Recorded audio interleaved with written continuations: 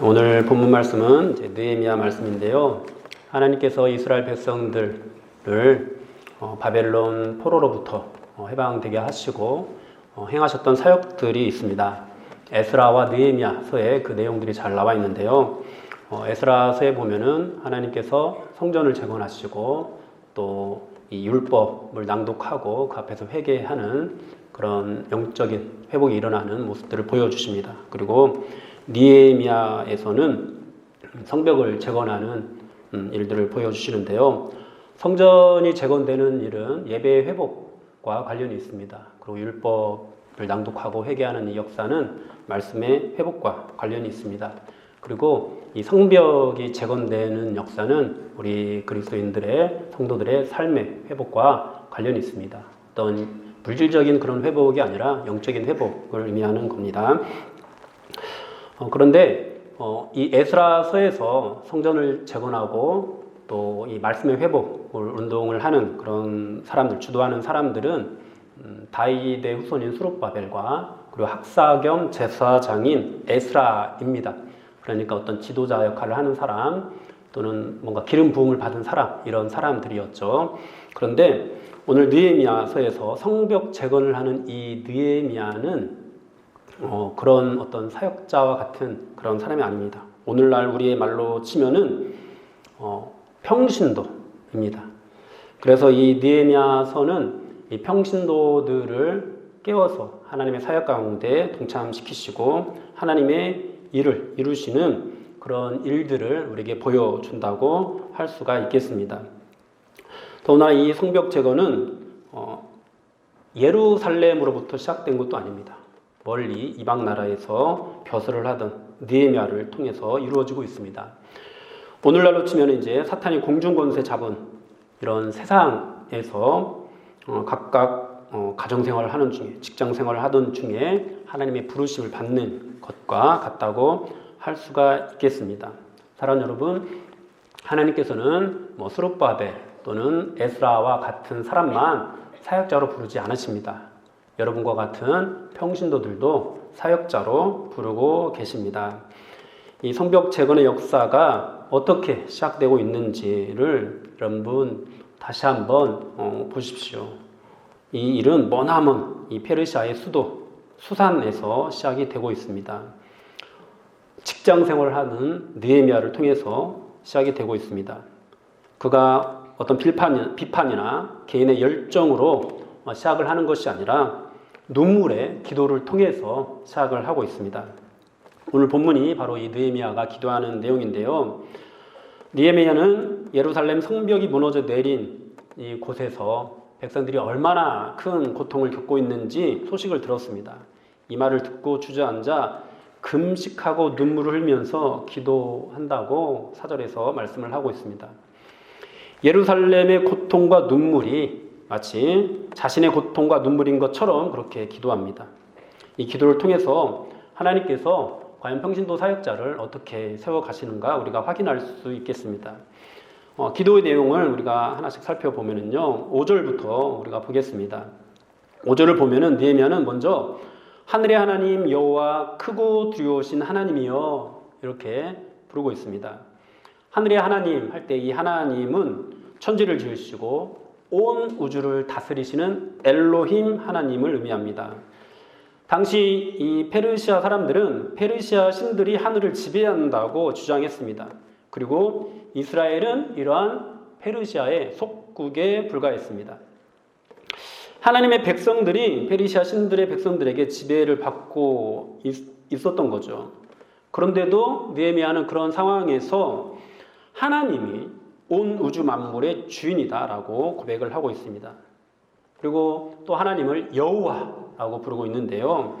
이 여호와라는 이 하나님의 이름은 이스라엘과 특별한 관계를 강조하신 그런 언약적인 이름입니다.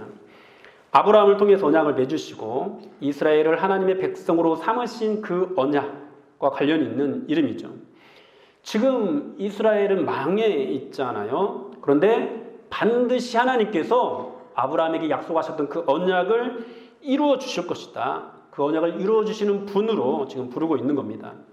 그리고 이어서 그 하나님을 크고 두려우신 하나님 이렇게 고백을 하고 있습니다. 여러분, 우리 하나님은 사랑의 하나님이시지만은 두렵고 떨리는 그런 하나님이십니다. 우리 하나님은 자비롭고 은혜롭고 노하기를 더디하고 인자와 진실이 많은 분이시지만 거룩하시고 죄를 미워하시고 이 죄를 반드시 심판하시는 그런 분이십니다. 그래서 죄인된 속성을 가지고 있는 우리가 하나님의 임재를 강하게 경험할 때 가장 먼저 느끼게 되는 것은 어떤 황홀함 이런 것이 아니라 두려움입니다. 떨림입니다. 느헤미야가 바로 그런 하나님을 경험하고 하나님을 고백하고 있는 것입니다. 그가 경험했던 하나님은 어떤 하나님이었을까요? 이스라엘 백성들은 과거 하나님의 놀라운 은혜를 경험을 했습니다. 그런데 하나님을 배반하고 또 배반하는 것을 반복을 했습니다. 그 결과 하나님의 진노가 임했고 아수르의 북이스라엘이 멸망하고 또 바벨론의 남유다가 멸망을 당했습니다. 많은 사람들이 포로로 끌려갔고 이루 말할 수 없는 고통을 겪었습니다. 이 모든 경험들 속에서 이스라엘 백성들은 하나님이 끝까지 자신들을 지켜줄 거라고 믿었거든요. 감히 다른 나라가 우리나라를 어떻게 하지 못할 거라고 그렇게 믿었거든요. 그런데 그런 하나님의 백성일지라도 징계하시는 하나님을 경험하면서 크고 두려우신 하나님으로 그렇게 고백을 하고 있는 겁니다. 그리고 또 동시에 하나님은 언약을 지키시고 긍휼을 베푸시는 하나님입니다. 지금 이스라엘의 현실을 보면은 정말로 하나님은 언약을 지키시는 분이 맞나? 정말로 하나님은 긍휼을 베푸시는 하나님이 맞는가? 이런 의문을 가질 수밖에 없는 상황입니다. 나라는 망했습니다. 예루살렘은 폐허가 되었습니다. 포로 귀환으로 회복에 대한 하나님의 말씀이 조금 이루어지기는 했지만 여전히 이스라엘 백성들은 큰 고통을 겪고 있습니다. 이러한 현실 속에서 이 느헤미야가 하나님을 언약을 지키시고 긍휼을 베푸시는 분이라고 고백을 하고 있는 겁니다. 여러분들은 어떤 상황 가운데 있습니까? 혹시 이 중에 말할 수 없는 그런 고통을 겪고 있는 분들이 있습니까? 여러분, 그런 고통 가운데 있을지라도 우리 하나님은 반드시 우리에게 약속하신 언약을 지키시는 그런 하나님이신 줄 믿습니다. 동시에 또 느헤미야는 어떤 사람이 그런 긍휼을 입을 수 있는가, 그런 언약의 대상이 될 수 있는가 또 말씀을 하고 있습니다. 그것이 어떤 사람이냐면은 주를 사랑하고 주의 계명을 지키는 자입니다. 아무리 이스라엘 백성이라 하더라도, 아무리 아브라함의 후손이라고 하더라도 하나님을 사랑하지 않으면, 하나님의 계명을 가볍게 여기면 그는 결코 언약을 누릴 수가 없습니다. 긍휼의 대상이 될 수가 없습니다. 그러나 하나님을 사랑하고 하나님의 계명을 지키고자 하는 사람은 하나님의 언약이 결코 취소되지 않고 언제든지 하나님께서는 그에게 다시 돌아오기만 하면, 다시 돌이키기만 하면 긍휼을 베풀어 주십니다. 사랑하는 여러분, 하나님께서는 우리 모두가 지금 이 느헤미야가 고백하는 하나님을 고백할 수 있기를 원하십니다. 우리 하나님은 우리가 하나님의 백성이라 할지라도 하나님을 사랑하지 않고 계명을 지키지 않으면 언제든지 우리에게 진노하시고 징계하시는 분이십니다. 또한 하나님은 사탄이 공중 권세를 잡고 우상을 섬기는 자가 더 잘 되는 현실 속에서도 반드시 그 언약을 지키시는 신실하신 분이십니다. 크고 두려우신 하나님, 반드시 언약을 지키시고 긍휼을 베푸시는 하나님을 만나는 은혜가 있기를 바랍니다. 그래서 이방 나라의 신하로 있으면서도 그 나라의 왕보다도 하나님을 더 두려워하는 마음으로 살아갈 수 있는 여러분들이 되기를 바랍니다. 느헤미야는 하나님을 두려워하고 신뢰하는 마음을 가지고 다음 기도를 이어갑니다. 6절부터 7절까지 말씀을 보면은요, 느헤미야는 언약을 지키시고 긍휼을 베푸시는 하나님께 자신의 기도를 들어달라고 호소를 하고 있습니다. 그런데 이 기도는요, 즉흥적으로 기도를 하는 것이 아니었어요. 그는 지금까지 줄곧 밤낮으로 이스라엘 자손들을 위하여 기도해 왔다고 밝히고 있습니다. 여러분, 이런 기도를 하나님께서 진정 기뻐하십니다. 당장 이루어지지 않아도 실망하거나 좌절하지 않고 하나님을 신뢰하면서 끝까지 기도할 때 큰 역사를 이루어 주십니다. 지속적인 기도는 반드시 그 사람을 변화시키시는데요. 무엇보다도 큰 변화는 죄를 깨닫는 변화입니다. 오늘 이 느헤미야도 기도를 하면서 자신들이 당하고 있는 모든 환난이 하나님 앞에 우리가 범죄하였기 때문이다 라는 사실을 깨달았습니다. 그리고 이스라엘 자손이 지었던 죄를 회개하면서 기도하고 있습니다. 그런데요, 자기 민족의 죄를 자기 자신의 죄로 여기면서 그렇게 기도하고 있습니다. 사랑하는 여러분, 여러분은 이 느헤미야와 같은 기도를 하고 있습니까? 기도를 하면서 우리의 죄가 깨달아지고 있습니까? 그의 죄가 깨달아지고 그 죄가 또한 나의 죄라는 사실을 깨닫고 있습니까? 최근 겪었던 코로나19로 인해서 많은 사람들이 교회를 떠났다고 하죠. 코로나 기간 동안 사람들은 교회에 나오지 않았습니다. 자녀들도 교회에 보내지 않았습니다. 우리 교회 얘기를 하는 것이 아닙니다. 일반적인 교회의 모습들을 말씀드리는 겁니다. 우리는 이 죄를 회개하고 있는지 돌아봐야 합니다. 여러분은 이것이 그들의 죄일 뿐만 아니라 교회의 죄이고 동시에 또 나의 죄라는 그런 고백을 하고 계십니까? 많은 사람들이 교회의 죄 또는 세상의 죄를 이야기할 때 나는 그들과 달라, 우리는 그들과 달라 라고 말을 합니다. 그러나 느헤미야를 보십시오.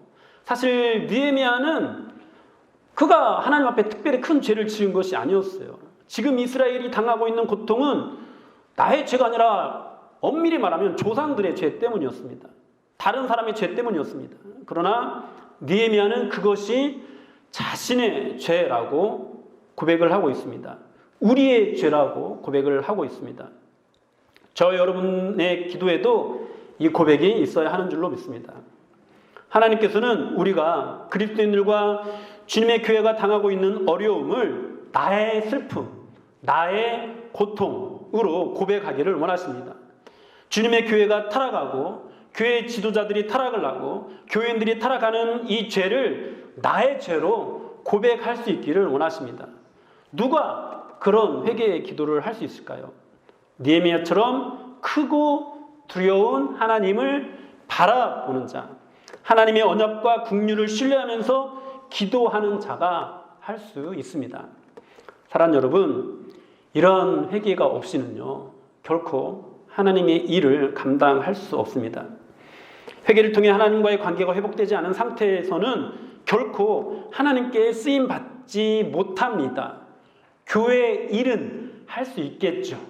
그러나 하나님의 일은 할 수 없는 것입니다. 그러므로 사랑하는 여러분, 하나님께 여러분의 죄를 회개하십시오. 공동체의 죄가 나의 죄인 것처럼 회개하십시오. 느헤미야가 흘렸던 회개의 눈물이 나의 눈물이 되게 해달라고 기도하십시오. 나와 저들을 구별하여서 세상의 죄와 전혀 상관없는 것처럼 그렇게 살아가지 마십시오. 이런 회개가 느헤미야와 같은 지도자만 하는 것이라고도 생각하지 마십시오. 느헤미야도 평신도였습니다. 이 회개의 제목이 마땅히 우리 모두가 흘러야 되는 그런 눈물인 줄로 믿으시기 바랍니다. 이어서 느헤미야는 모세를 통해 주셨던 하나님의 약속을 붙잡고 기도하는데요. 8절부터 9절까지 말씀입니다. 여러분, 하나님께서 주신 약속은 어떤 약속이죠? 모세를 통해서 주신 약속입니다. 이 약속은 하나님을 사랑하고 하나님의 계명을 지키는 자들에게 주시는 약속입니다. 하나님께서는 하나님의 백성들을 향하여 만일 너희가 범죄하면 내가 너희를 여러 나라 가운데 흩을 것이요 만일 내게로 돌아와 내 계명을 지켜 행하면 너희 쫓긴 자가 하늘의 끝에 있을지라도 내가 거기서부터 그들을 모아 내 이름을 두려우고 택한 곳에 돌아오게 하리라. 이렇게 말씀을 하셨습니다. 지금 이스라엘 백성들은 여러 나라 가운데 흩어져 있습니다. 왜 그렇게 되었죠? 그들이 하나님의 말씀을 어기고 범죄하였기 때문입니다. 그렇다면 이들이 어떻게 하면 다시 택한 곳에 돌아오게 될 수 있습니까? 다른 방법은 없습니다. 회개하고 하나님의 계명을 지켜 행해야 합니다. 어느 때라도 하나님께 돌아오기만 하면은 하나님께서는 반드시 하나님의 백성들을 약속한 곳으로 돌아오게 하십니다. 느헤미야가 바로 그 언약을 붙잡고 기도하고 있습니다. 사랑하는 여러분, 여러분들은 이런 언약을 붙잡고 기도하고 있습니까? 여러분, 참 안타깝게도 많은 사람들이요, 이 언약 안에서 기도하지 않습니다. 대체로 사람들은요, 자신의 욕망을 붙잡고 기도합니다. 자신에게 하늘의 복과 땅의 복이 모두 임하기를 위해서 기도하고 자신을 통해 크고 위대한 일들이 이루어지기를 기도합니다. 그런데 하나님께서 언약을 통해 말씀하셨던 것을 붙잡고 기도하지는 않습니다. 하나님을 사랑하고 이웃을 사랑하는 삶, 땅끝까지 이르러 복음을 전하는 삶, 모든 순간에 깨어 기도하고 그의 나라와 의를 먼저 구하는 삶, 점점 더 그리스도의 증인이 되어가는 삶을 위해서 기도하지 않습니다. 이스라엘 백성들에게 반드시 이루어져야 하는 하나님의 언약은 무엇이죠? 하나님께서 약속하신 땅에서 오직 하나님만을 예배하고 하나님만을 의지하는 하나님의 나라를 이루는 것입니다. 하나님께서 주신 율법을 붙잡고 거룩한 하나님의 백성이 되는 것입니다. 그러나 이스라엘 백성들은 하나님을 의지하고 하나님의 거룩한 백성이 되는 것을 저버렸습니다. 그들은 그저 부강한 나라를 이루고 기름진 땅을 차지하는 것에만 관심이 있었습니다. 오늘날 우리에게 반드시 이루어져야 하는 하나님의 언약은 무엇인가요? 우리 모두가 예수 그리스도를 따르는 제자가 되는 것입니다. 우리 모두가 땅끝까지 복음이 전해지기까지 전도자의 삶을 사는 것입니다. 우리가 속한 모든 곳에서 그것이 어느 곳이든 증인이 되는 삶을 사는 것입니다. 하나님의 영광을 위해 선지자 노릇도 하고 권능도 행해 보겠다는 열정으로 사는 것이 아니라 항상 예수님이 죄인인 나를 구원한 그리스도시고 살아계신 하나님의 아들이시라는 고백으로 삶을 사는 것입니다.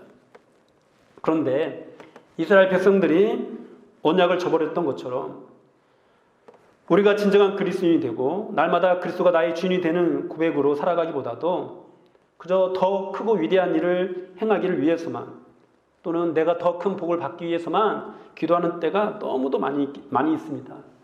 교회를 바꿔 보겠다는, 교회를 부흥시켜 보겠다는, 주님께 크게 쓰임 받고 싶다는 사람은 많은데 정작 진정한 그리스도인이 되려는 사람, 항상 그의 나라와 의가 우선인 사람은 적습니다.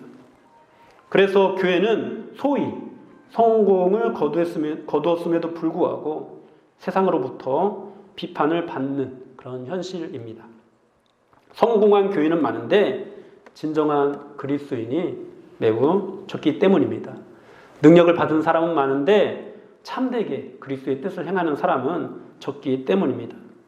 사랑하는 여러분, 이것이 회복되려면요, 우리의 기도부터 달라져야 합니다.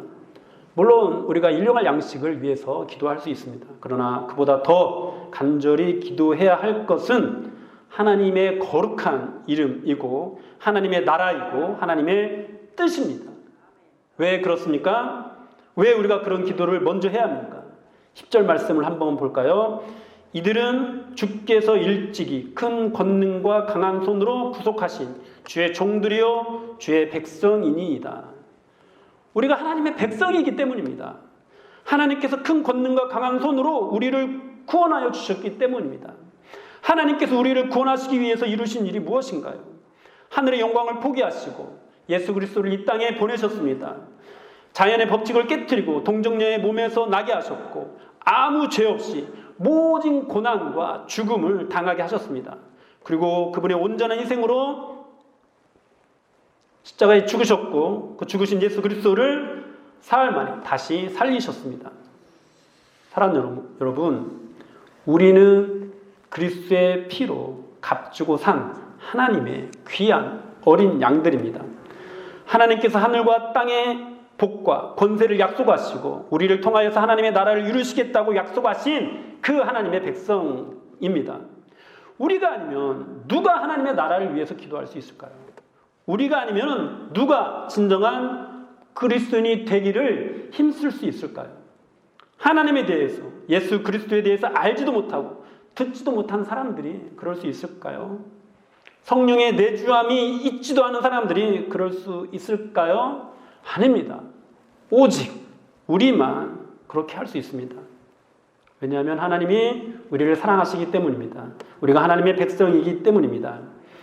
언약을 지키지 않으면 온 나라에 우리를 흩어버리시지만 언제든지 다시 돌아오기만 하면 어디서라도 택하신 그 땅에 반드시 돌아오게 하시고 하나님의 뜻을 이루시겠다는 그 언약이 우리들의 것이기 때문입니다. 그러므로 사랑하는 여러분, 우리가 기도하면서 진정으로 깨달아야 할 것은 하나님께서 얼마나 우리를 사랑하시는지, 하나님께서 정말로 우리에게 어떤 큰 은혜를 베풀어 주셨는지에 대한 것이어야 합니다. 우리에게 눈물을 주실 때, 우리에게 고통을 주실 때, 하나님의 나라의 무너진 성벽과 불타버린 성문의 소식이 들려줄 때 우리가 잊지 말아야 할 것은 하나님의 사랑받는 자녀가 바로 우리들이라는 사실입니다. 그래서 그 모든 순간에 큰 권능과 강한 손으로 우리를 구속하신 하나님께서 오늘도 반드시 우리를 구원해 주실 것을 소망하면서 나아가야 합니다. 지금 우리가 당하고 있는 고통과 슬픔이 크지만 개인의 고통과 슬픔보다도 먼저 하나님의 나라와 하나님의 백성들을 생각할 수 있어야 합니다. 하나님께 구원받은 하나님의 백성은 먼저 그의 나라와 의를 구할 때 그 외의 모든 것들을 더해 주시는 하나님의 은혜를 받아 누리기 때문입니다. 이어서 11절에서는 이 느헤미야의 기도의 결론이라고 할 수 있는 그 내용이 나오는데요. 느헤미야는 자신의 기도를 종의 기도와 주의 이름을 경외하기를 기뻐하는 종들의 기도라고 그렇게 말을 하고 있습니다.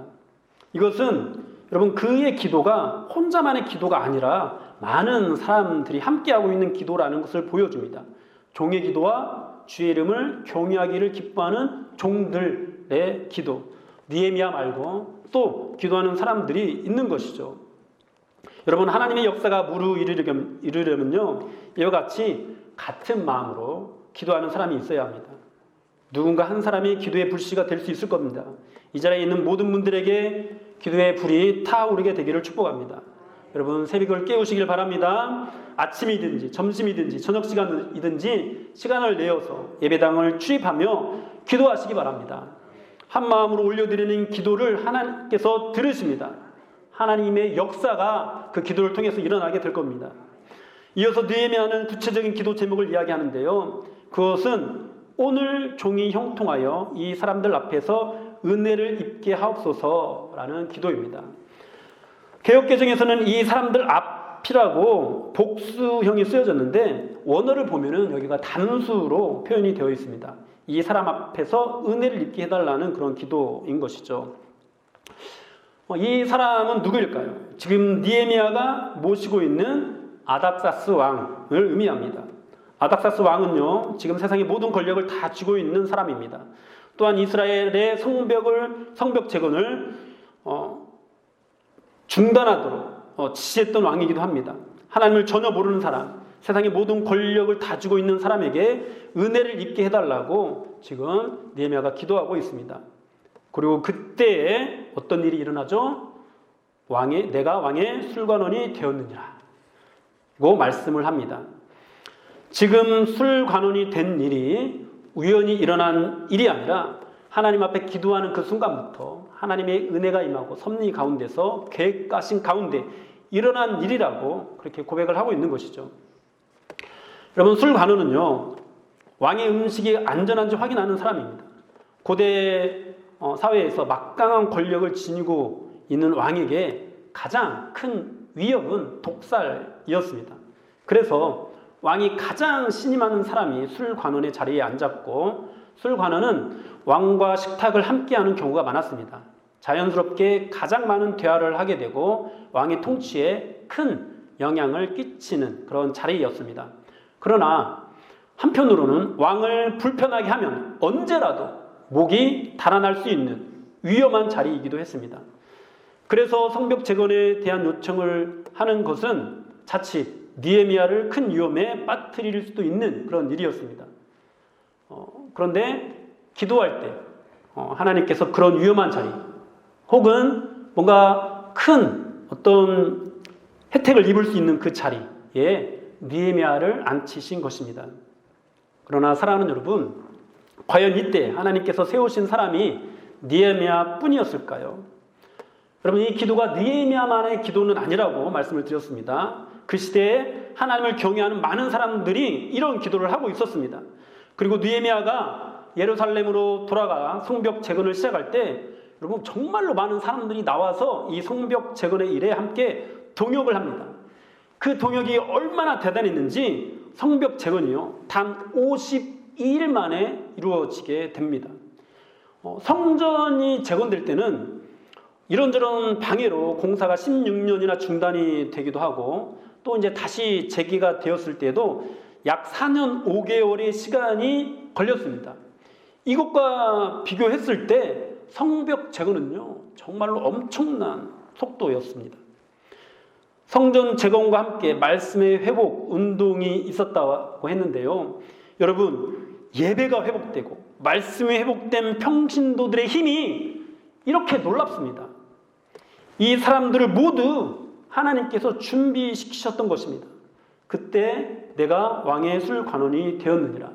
그때 아무개가 예루살렘에서 이러한 일을 하게 되었느니라. 그때 아무개가 예루살렘 성 밖에서 이러한 직분을 맡게 되었느니라. 여러분, 이런 일들이 그때 일어나고 있었던 거예요. 사랑하는 여러분, 하나님께서는 이와 같은 방식으로 저와 여러분도 부르고 계십니다. 하나님은 우리가 예배할 때만 부르시는 것이 아니라 멀리 이방 땅에서 벼슬을 하고 있는 느헤미야를 부르신 것처럼 우리가 직장 생활을 하고 있을 때 주여 하고 외치는 그 순간에, 우리가 학교 생활을 하고 있을 때, 가정 생활을 하고 있을 때 그 순간에 하나님께서 우리를 부르십니다. 그 자리에서 기도하게 하시고 회개하게 하시고 삶의 현장으로부터 부르심이 시작됩니다. 그 부르심이 이제 교회에 나와서 말씀을 들으면서 또는 기도를 하면서 성경을 읽으면서 인도하시는 섭리들을 발견하게 되고 확신하게 합니다. 여러분, 확신하게 되면 어떻게 됩니까? 느헤미야처럼 공동체를 위해서 기도하게 되는 것이죠. 이스라엘에 대한 이런저런 소식을 듣고 기도하게 되면서 점점 자신이 해야 될 일을 깨달았던 느헤미야처럼 공동체에 대해서 이런저런 말을 들으면서 기도하게 되고 자신이 무엇을 해야 하는지 깨닫게 되는 것이죠. 하나님께서는 그 과정 속에서 그에게 눈물을 주셨습니다. 우리에게도 눈물을 주실 겁니다. 죄를 회개하게 하십니다. 자신의 욕망이 아니라 하나님의 언약을 붙들고 기도하게 하십니다. 그리고 마침내 구체적인 기도 제목도 주시고 그의 삶을 인도하십니다. 여러분은 하나님의 인도를 깨달아가는 그런 기도를 하고 있습니까? 그런 기도 가운데 그때 내가 술관원이 되었느니라는 하나님의 섭리를 발견하고 계십니까?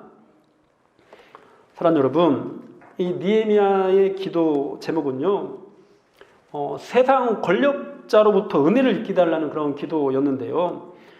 느헤미야는 이 모든 일을 감당할 수 있는 권력과 부를 달라고 기도하지 않고 있습니다. 왜냐하면 권력과 부가 있어야 하나님의 일을 할 수 있는 것이 아니기 때문입니다. 하나님의 일을 하는 것은 하나님의 언약과 율법을 붙잡는 백성들입니다. 하나님의 일을 하기 위해서는 이 언약과 율법을 붙잡는 것이 가장 중요합니다. 하나님께서는 당신의 백성들이 하나님께 돌아오면 언제라도 모든 것들을 동원하셔서 아닥사스다 왕까지도 동원하셔서 하나님의 일을 이루십니다. 하나님의 백성이 아닥사스다 왕이 될 필요가 없습니다. 왜냐하면 이 땅에 있는 모든 부와 권세가 다 하나님으로부터 나오기 때문입니다. 하나님께서 이스라엘 백성들을 애굽으로부터 구원하실 때 완악한 바로의 마음을 꺾으셨던 것처럼 하나님께서는 그 백성들이 하나님께로 돌아오기만 하면 언제든지 이 땅의 권세가 하나님 앞에 무릎을 꿇게 하십니다. 그러므로 지금 우리가 진정으로 교회가 회복되기를 원하고 하나님의 나라가 이루어지기를 소원한다면 하나님의 영광을 위해 내가 무언가를 이루어 보겠다는 열정을 갖기보다 어떤 높은 권력을 갖고 어떤 대단한 힘을 갖기를 원하는, 어떤 대단한 능력을 갖기를 원하는 그런 마음보다도 느헤미야의 기도를 우리의 기도로 삼고 하나님께 올려드리는 것이 필요합니다. 하나님은 권력자를 통해서 일을 하지 않으십니다. 기도하는 자를 통해서 일하십니다. 하나님의 열정 있는 사람을 통해 일하지 않으십니다. 하나님의 눈물이 나의 눈물이 되는 사람, 이 땅의 죄가 나의 죄가 되는 사람, 그렇게 주님의 뜻과 계획을 발견하게 되는 사람을 통해서 일하십니다. 지금도 하나님은 만남을 통해, 눈물을 통해, 기도를 통해 하나님의 사람들을 만들어 가십니다. 오늘 우리를 쓰시기를 원하신다면 우리에게도 만남을 주실 것입니다. 눈물을 주실 것입니다. 기도할 마음을 주실 것입니다. 이걸 통해 하나님의 계획과 비전을 발견하게 되고 그 일에 온전히 헌신할 수 있는 사람이 되게 하실 것입니다. 그러면 그때 어떤 일이 일어난다고요? 그때 내가 왕의 술관원이 되었느니라. 그때 하나님께서 우리를 세우시는 곳이 있습니다. 그때 각각의 위치에, 각각의 직분에, 각각의 어떤 직장, 일터에, 어떤 가정에 세우시는 일이 일어납니다. 사랑하는 여러분, 여러분은 주님의 나라를 위해 기도하셨습니까? 주님의 몸된 교회를 위해서 기도하십니까? 기도할 때 하나님께서 우리를 세우시는 곳이 있습니까? 그 자리로부터 바로 부르심이 시작됩니다. 느헤미야와 같은 기도를 하는 사람은 지금 이 자리에 있게 하심이 하나님의 모든 섭리라는 것을 믿음으로 바라봅니다. 그 속에 자신의 공동체를 위해 해야 할 일을 깨닫습니다. 그 자리가 어떤 자리든지 사명의 삶을 살아냅니다. 여러분, 사도 바울은요, 옥에 갇혔을 때 내게 능력 주신 자 안에서 내가 모든 것을 할 수 있다라는 고백을 했는데요. 이것은 뭔가 막 불가능한 상황 가운데서 대단한 능력, 홍해가 갈라지는 능력을 내가 할 수 있습니다, 이런 고백이 아니에요. 감옥에 갇혀있는 제약된 상황이지만 그런 제약된 상황 가운데서도 나는 복음을 전하는 일을 할 수 있습니다. 누구에게 복음을 전합니까?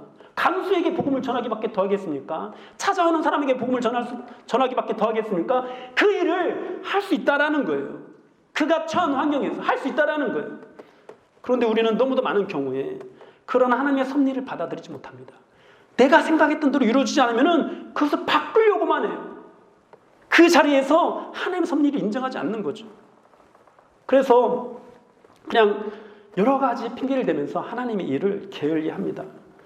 그러나 사랑하는 여러분, 하나님께서는 그 어떤 자리든지 우리가 정말 기도한다면 반드시 그때 내가 왕의 술관원이 되었느니라 라는 그 섭리를 이루어 주시고요. 그리고 그 자리가 어떤 자리든지, 느헤미야는 이 왕의 술관원이 되었지만 예루살렘 성 안팎에서 수많은 고통의 자리에서 이루 말할 수 없는 고통을 겪고 있는 많은 이스라엘 백성들이 각각의 자리에 세워짐을 입었습니다. 그리고 그곳에서 정말 어려운 중에도 달려나와서 성벽을 재건하는 그 일에 헌신했습니다. 여러분, 그런 일들을 감당하게 되는 거예요. 어떤 사람들은 이렇게 말을 합니다. 제가 청년 사역을 가면서 청년들이 막 이런 말을 하는 것을 참 많이 들었습니다. 내가 마음이 원해서, 내 마음이 기뻐서 주님의 일을 하는 것이 좋지 않을까요? 이렇게 억지로 하는 것은 정말 하나님 뜻이 아닌 것 같아요. 여러분, 자원하는 마음으로 해야죠. 근데 우리가 착각하고 있는 것이 있어요. 자원하는 마음은요, 하고 싶은 마음이 아닙니다. 자원하는 마음은요, 내가 그리스도의 종이 되고자 하는 마음입니다. 여러분, 우리가 어떤 직장에 들어갈 때 어떤 마음으로 들어갑니까? 그 직장에서, 그 일터에서 내게 시키는 것은 그래, 조직 안에서 내게 시키는 것은 내가 해야지, 이런 마음으로 들어가지 않습니까? 우리가 그리스도께 속하는 것은요, 그렇게 주님 안에 속하기로 자원하는 거예요. 여러분, 우리가 직장에서 일을 할 때도 하기 싫어도 해야 되는 일이 있잖아요. 그것이 자원하는 마음이에요. 하기 싫어도 주님의 종이기 때문에, 주님의 거룩한 백성이기 때문에 해야 하는 것, 그것이 자원하는 마음입니다. 내가 하고 싶을 때 하고 하기 싫으면 안 하는 것, 이것이 자원하는 마음이 절대로 아니라는 겁니다. 사랑하는 여러분, 오늘 우리 하나님께서는 여러분들의 각각의 삶 속에서 그때 내가 왕의 술관원이 되었느냐는 그 섭리를 이루어 주셨습니다. 그 섭리 속에서 느헤미야처럼 우리 하나님의 그 인도하심을 발견하시고 주의 이름을 경외하기를 기뻐하는 종들이 기도했던 것처럼 그렇게 한마음이 되어서 이 느헤미야와 같은 기도를 올려드리는 여러분들이 될 수 있기를 바랍니다. 예루살렘에 대한 소식을 듣고 눈물로 기도했던 느헤미야처럼 여러분도 기도의 자리로 가십시오. 공동체의 죄를 나의 죄로 고백하면서 회개하십시오. 하나님께서 여러분들을 만나주시고 계획을 알려주시고 마침내 그때 내가 왕의 술관원이 되었니라는 섭리를 보여주실 것입니다. 기도하겠습니다.